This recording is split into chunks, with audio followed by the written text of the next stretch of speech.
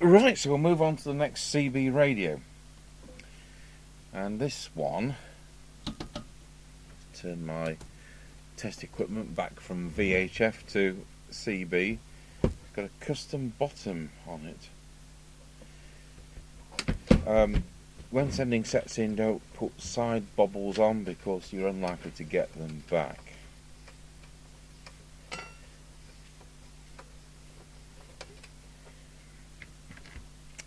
Right, we'll open this up, but we'll run some tests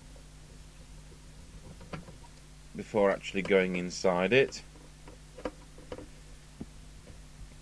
So we've got a before and an after. It's the same trade customer as the Murphy DS602. So we've gone from a cheap radio to a flagship radio.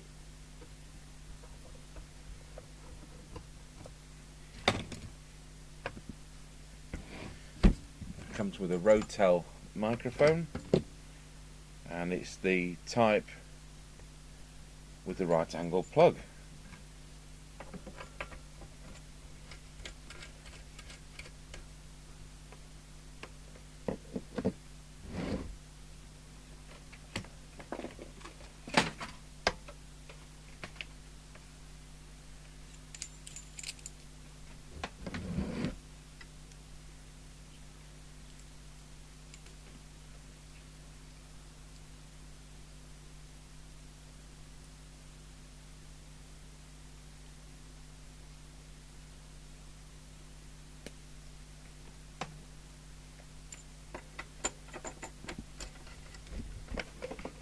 No serial number.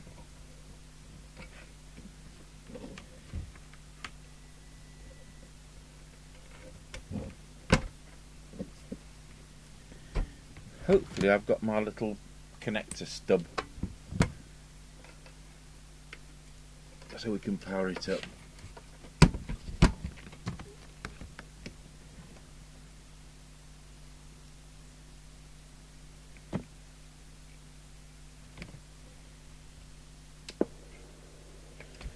Stiff on and off switch. We'll do something about that.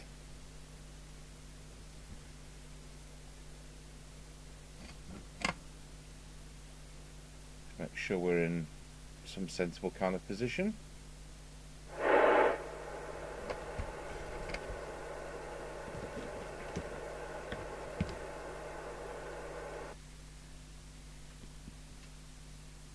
And hopefully we can find the piece of paper we wrote the Murphy parameters down on. Add the microphone to that. And 10 microfarad capacitor. Rotel RVC240.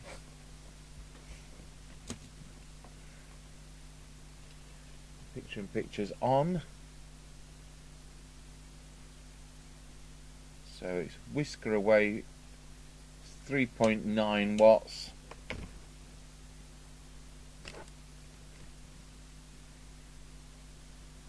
It's just frequency hopped.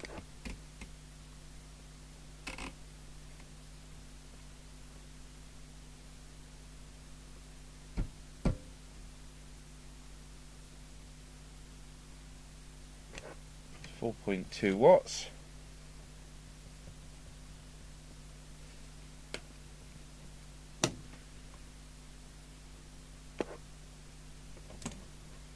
So now we need to reset the deviation meter. Wow, 2.8 kilohertz, it's a bit high.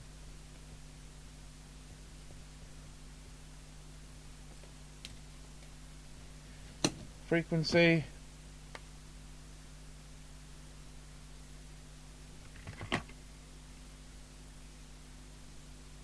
Near us, damn it. Receive.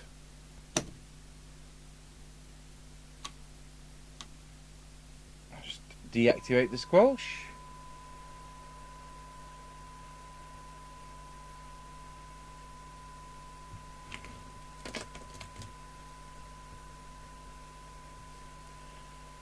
Oh, it's a very good 0.4.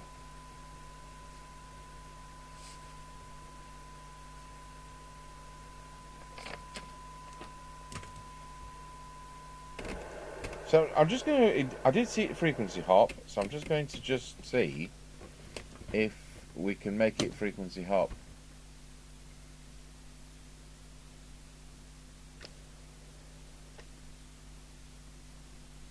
Again.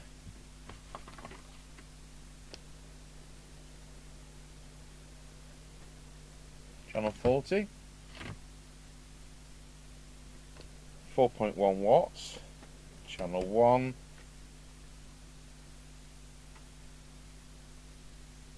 4.4 watts.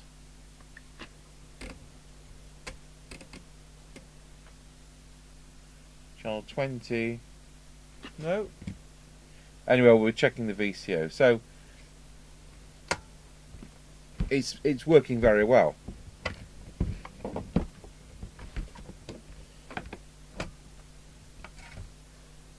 Oh, what's this?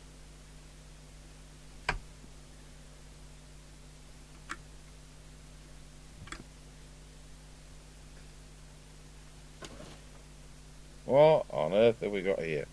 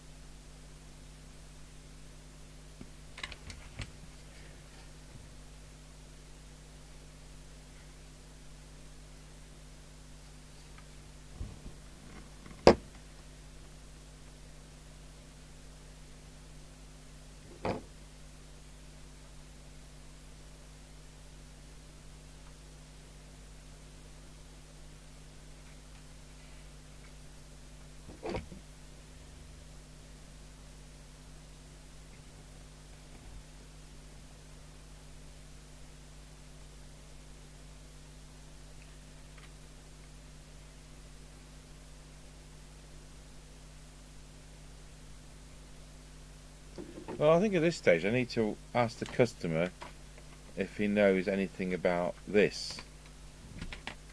So we've got a neatly done piece of verobard,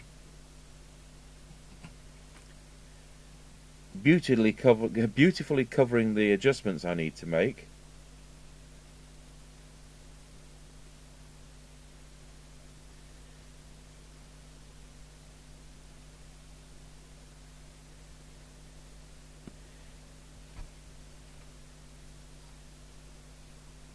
I have to look at what a 4422 is. It seems to be going down to the receive. Is it some type of noise squelch?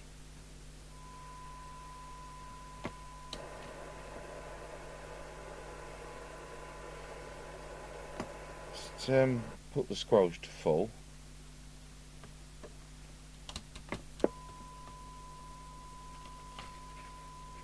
So it's a bit weak squelch. See if we can adjust that.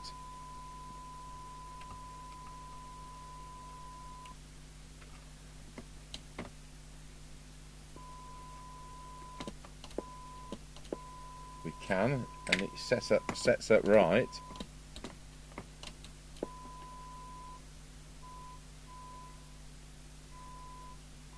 Very little hysteresis, so if that's what it is, it's a bit of an on and off type squelch, but there you are. I don't know, I'll have to ask the customer.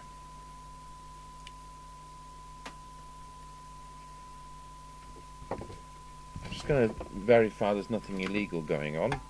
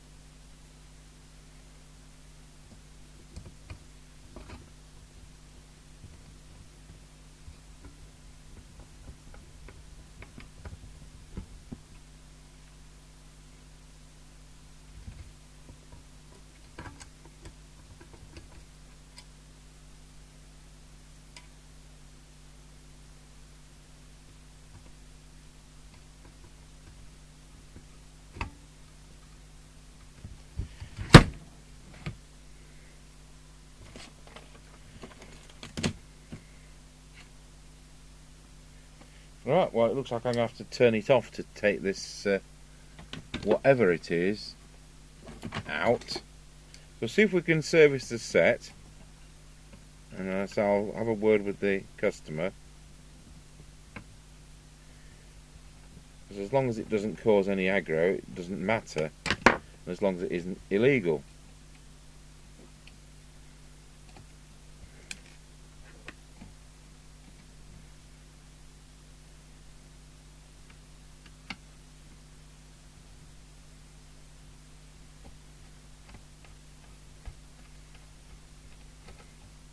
Got a non-captive washer there, which is even more frustrating.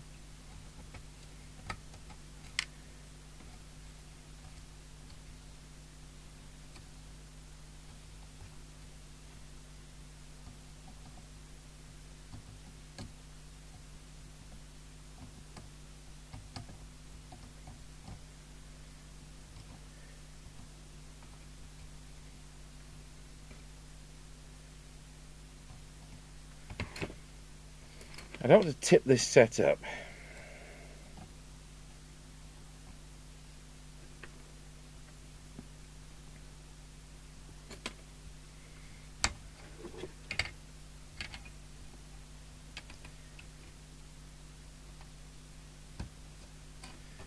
But I think there's a screw inside it.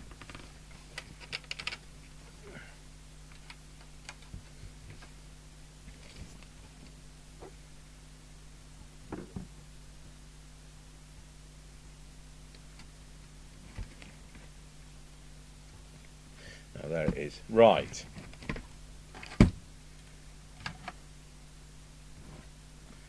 So the first thing we need to do is check the VCO.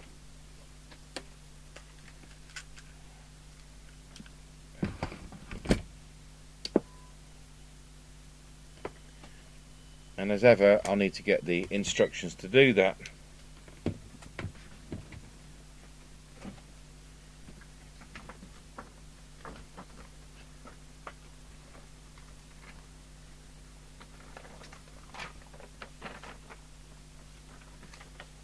Ugh. So we start on channel 40.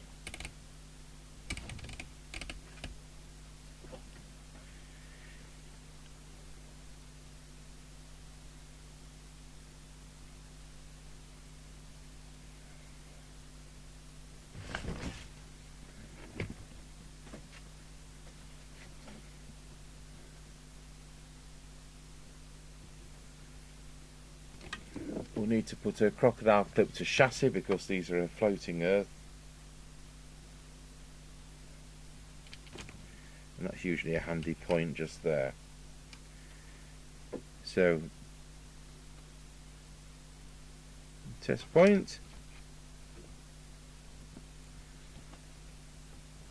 We should have what? 4 volts. We have, but it just needs a little trim. I'm more concerned about receive, but sorry, transmit, but we'll come to that in a second. So that was as near as damage. Going to transmit.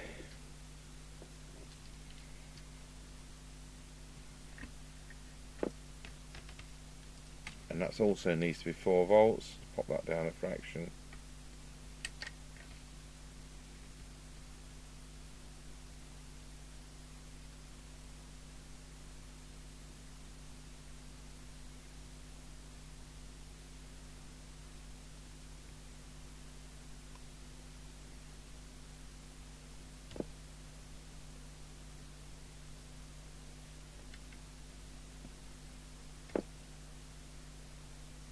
So that suits me. Now we need to go to channel 1 and check that we're, without looking further at the instructions, it's 1.8 to 2.5 volts.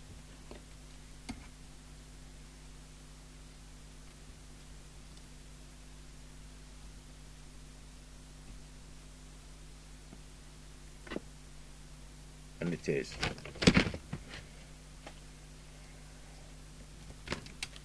I was just convinced I saw a channel hop and that was what's made me look very carefully into this.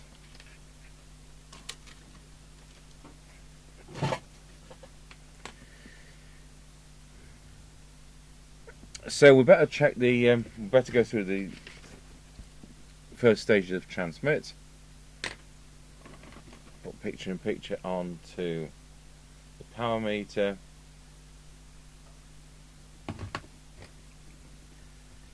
So it's currently doing 4.2. Oh, we need to be on channel 20. Yes, Mr. 21, we do.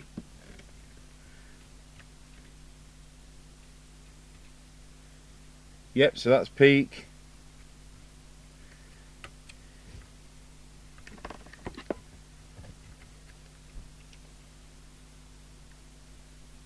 That's peak.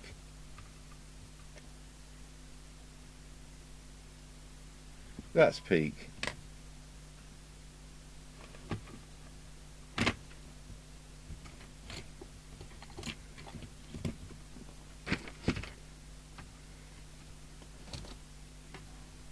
Right, I've put this board back.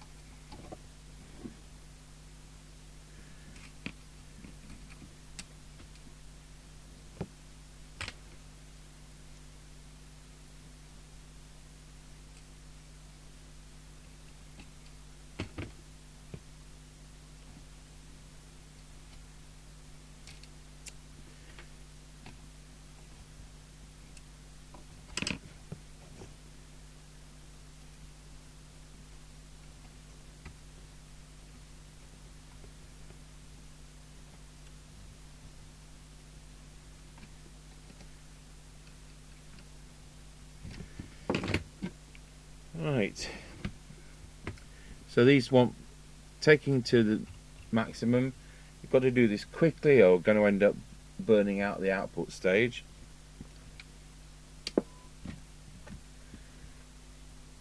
So maximum 4.5, maximum 4.6. Oh, don't tell me that one's broken. I don't want to have to order another core from Knights.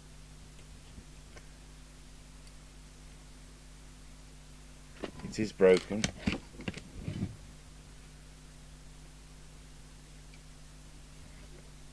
Oh, that is so frustrating. Right, soldering iron on.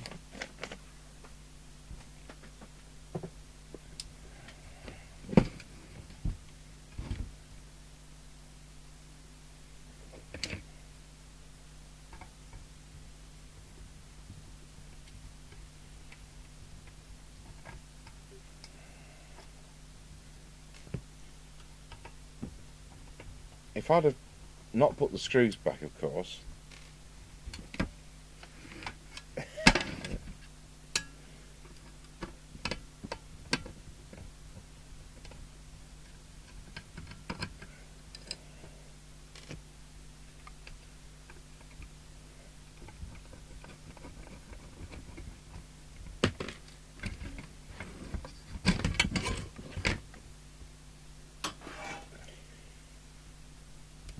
Bit of solder there. So I need to unsolder the green coil.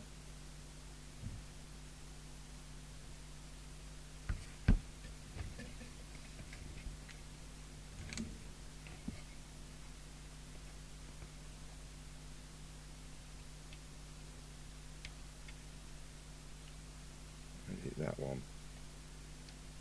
It's that one.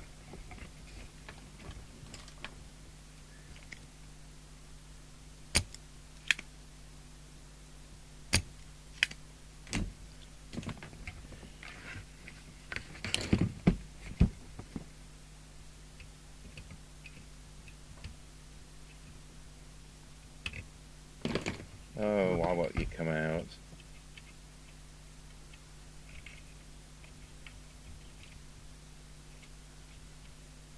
What on earth's it stuck on?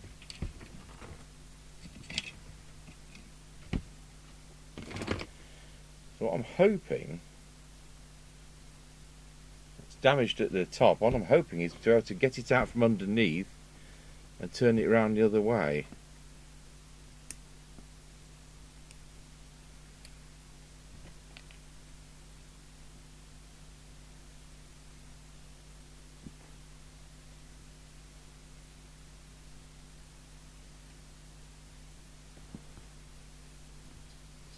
So as you can see, it's got a chunk out of it there, and that's what happens when it's had an incorrect tool at some point, like the screwdriver jockey with the Allen key.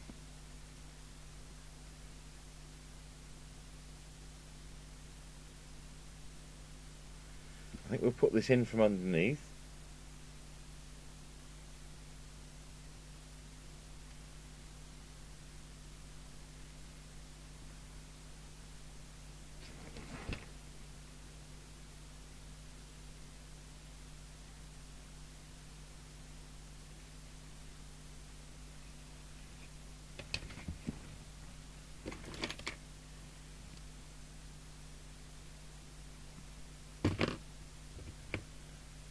Might be handy to try and insert it using the trim tool.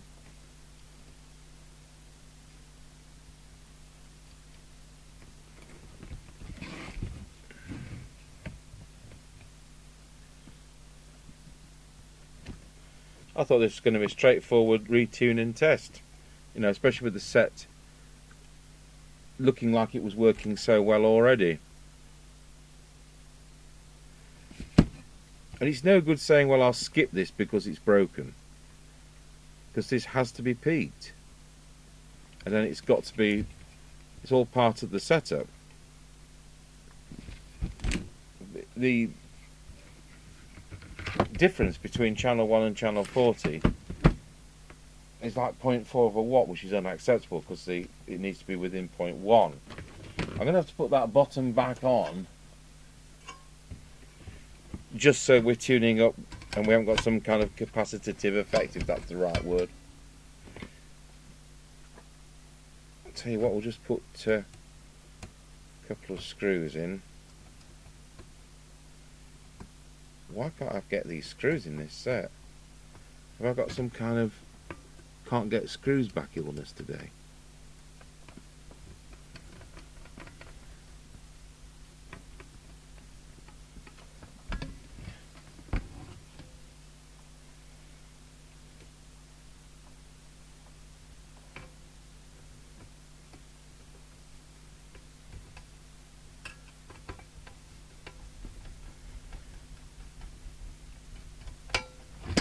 There. And we've still got that Ranger to put together and finish off. That's why I don't want a radio on here waiting for several days for parts to arrive from somebody like Knights for a replacement core. Right, we'll turn back on and we'll see if we can peak it now.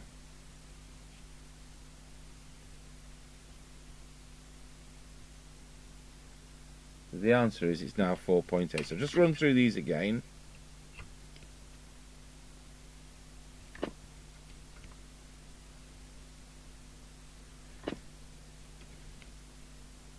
Very careful how long we leave it like that. So once again, I need the instructions.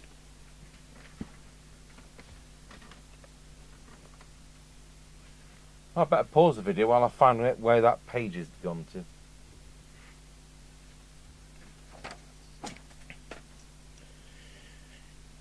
Right, printed another sheet off. L4 is clockwise for 4.4 watts. There we go, 4.4 watts. And L9 is anti-clockwise. Now it moves.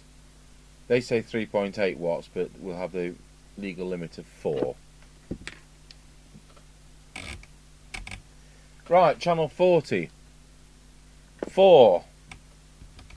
Channel 1. 4.05. That'll do me. Excellent. Well done, Mr. 21. I've just had a word with the customer via email. He had no idea what was inside the set. I mean, whoever did that knew what they were doing. You know, it's really well done. So that's going to stay. And what I just think it's going to be a squelch thing.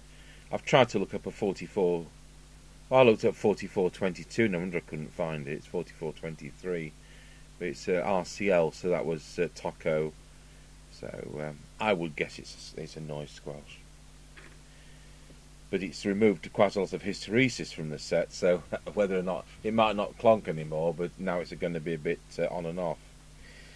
Right, so we need the thingy. That's the meter. That's the thingy to read 4. So remember, when you calibrate these, it has to be done into a dummy load. You can never read power into an aerial because of the SWR and all that kind of malarkey. So it's saying it's nearly 5. Well, it isn't. So we'll just adjust that till it's 4. Not a good eye. Black meter, isn't it? With a black needle. It's like Hitchhiker's Guide to the Galaxy. Press the black button on the black background and it lights up in black. Low power is supposed to be 0.4 watts, so we'll put the test set into the 3 watt range. So we're now looking at just there for 0.4 watt. For some bizarre reason, I've forgotten to switch it to low power. It's doing about 50 milliwatts. These often need cleaning, so we'll preempt that by cleaning it.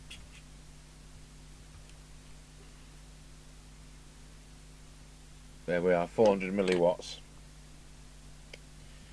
So go back to normal power and check it in PA mode.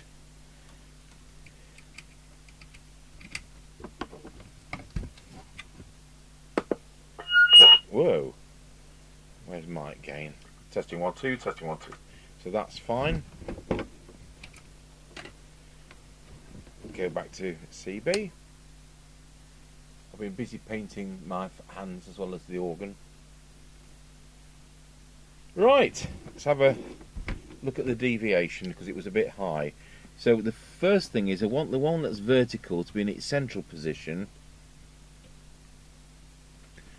and then we'll do the deviation on the other one.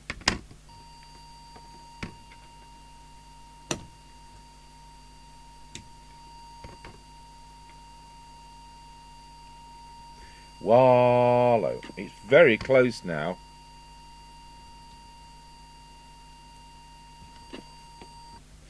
Wallow. It's spot on now. That's it. We're done. Let's look at receive.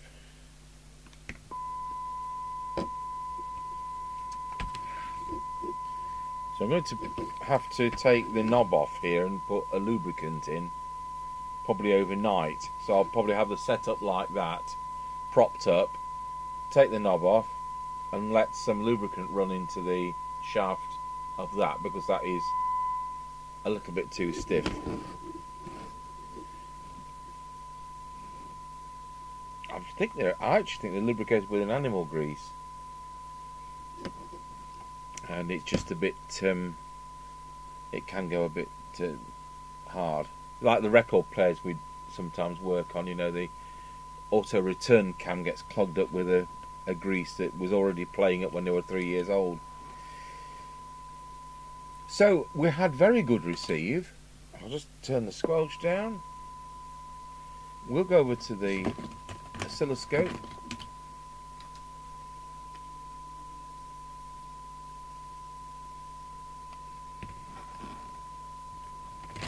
Just see how on frequency we are first. Still just need to pop that up a bit. I'm just going to the frequency. Well, you've got the frequency counter. I pressed the wrong button, didn't I? So can I get to that? Now it's got this daft board back in.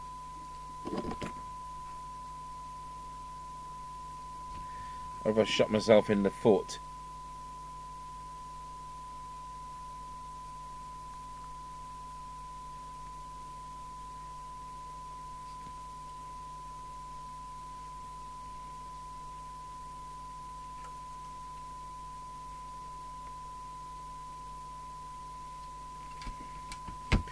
Yes, Mr. 21, you've shot yourself in the foot. It doesn't need adjusting, but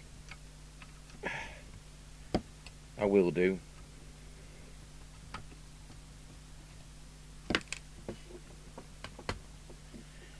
See what a pain it is when people do things like this.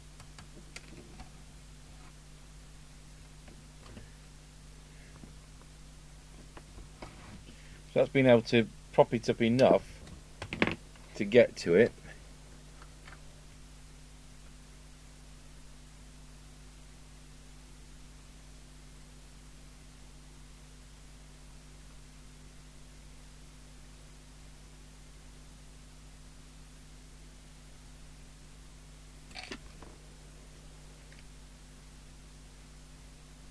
I do nicely.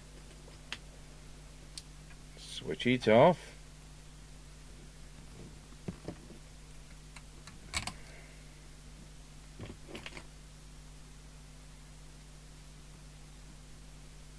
I thought we'd have this set done in 35 minutes.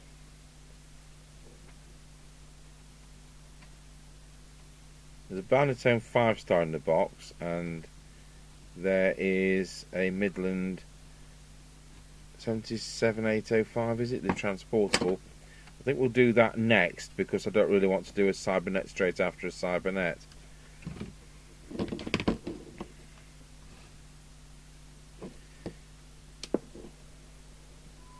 Right, here goes.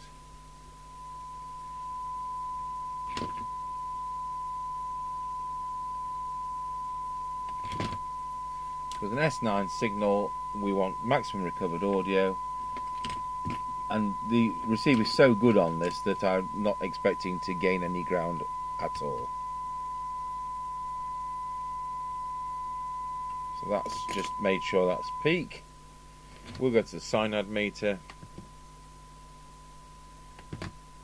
and we'll attenuate the signal till we get about 4 dB.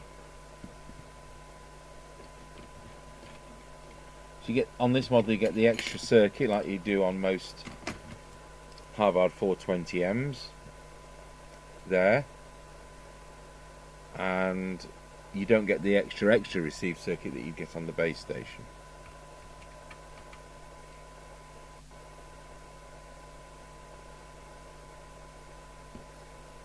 Attenuate that a bit more, put a bit more volume on.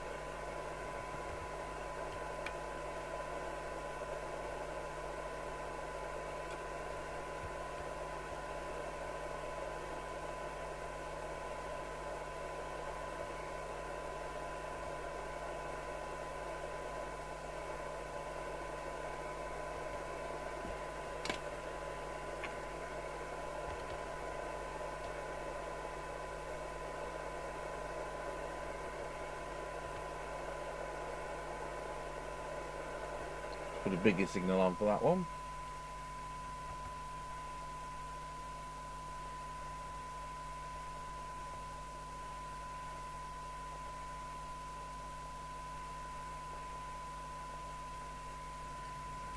And finally that one.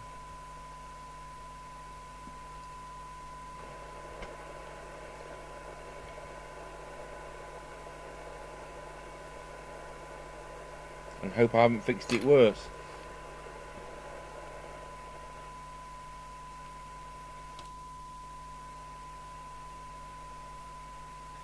No, I haven't. For 12 dB CNAP, senile, I think. For 12 dB cyanide, we now have 0.37 microvolts. So just between all those little things, I'll just put my other glasses back. It's possible that, yeah, that's 12 dB.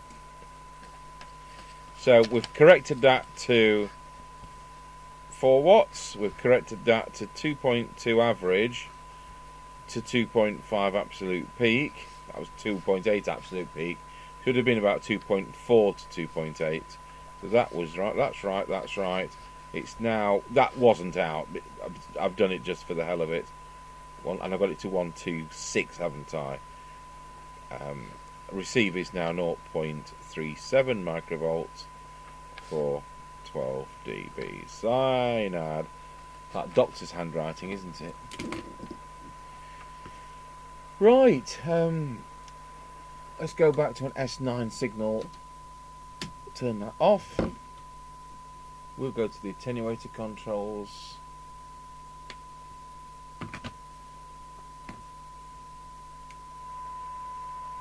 And we've already set the squelch, if you remember, but I'll go through that with you. I just wanted to verify that which I think says noise squelch is working.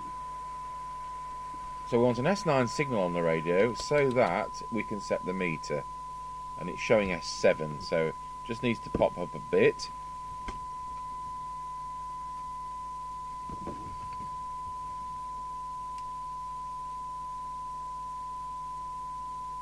There we go, S9 equals S9. 100 microvolts for CB in the UK. Now the squelch. So on full, oh, actually it now needs adjusting. That's interesting. So the way I've set the receiver is now altered the squelch. Fair enough.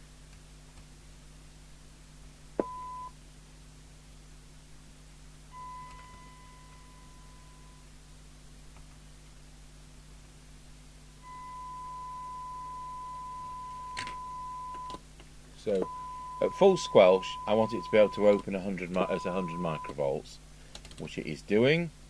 And now we'll do the sensitivity test at the bottom. So the signal generator is currently at 0.3 of a microvolt. I'm now going to switch it to standby. Then we'll set the squelch to threshold. There we go. Background noise has just disappeared. Turn the signal generator back on.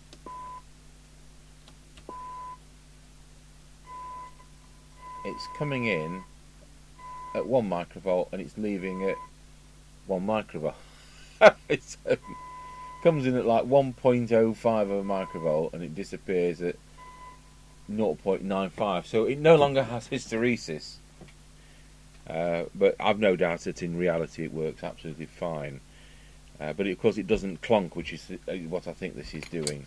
But I'm really not going to research it as long as it's not illegal.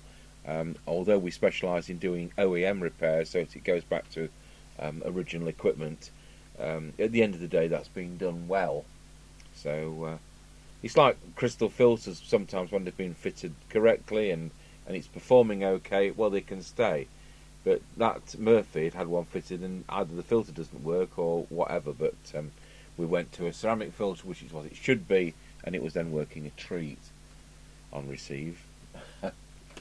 Right, so we've got this strange lid, and it's been so nicely done.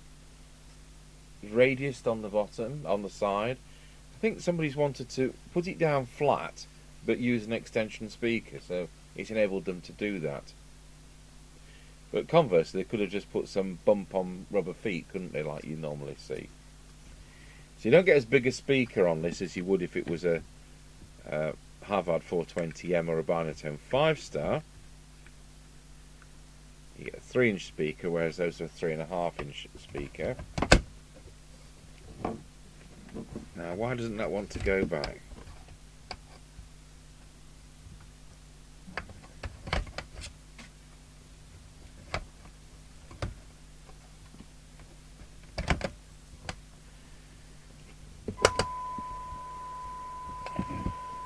That pillar stops the back pushing in, because they can suffer from the back pushing in. Right, I'll get all these screws back in it.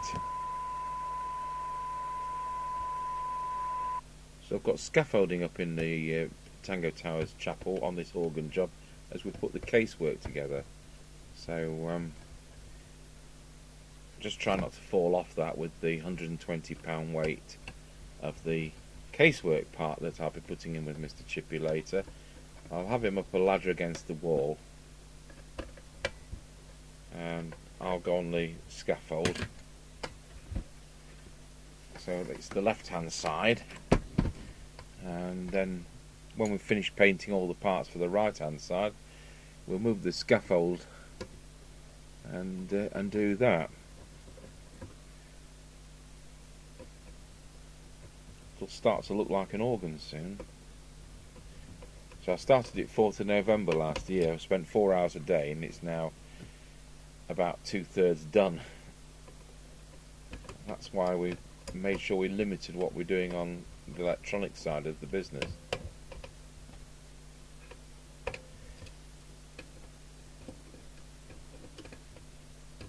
Right. Switch the test gear off. Unplug the test gear. Unplug the extension speaker. And I can hear it hissing into its own speaker.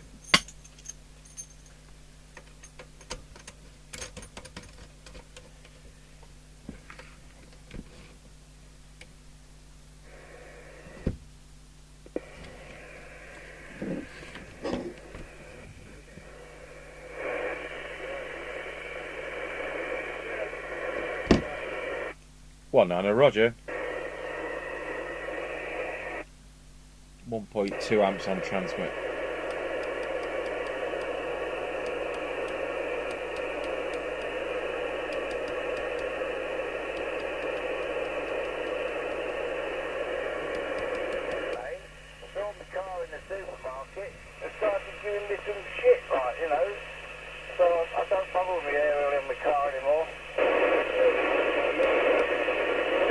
Well, Mr. Supermarket is actually on, on a channel other than 19. That makes a change. So, we will do an on-the-air test. I'll just get my bench dog thing to prop the setup. There we go. And so I'll say 73 to you all, and we'll be doing the on-the-air test later on today. So thanks for watching the Rotel RVC240 and 1981 Cybernet 134, now working fine.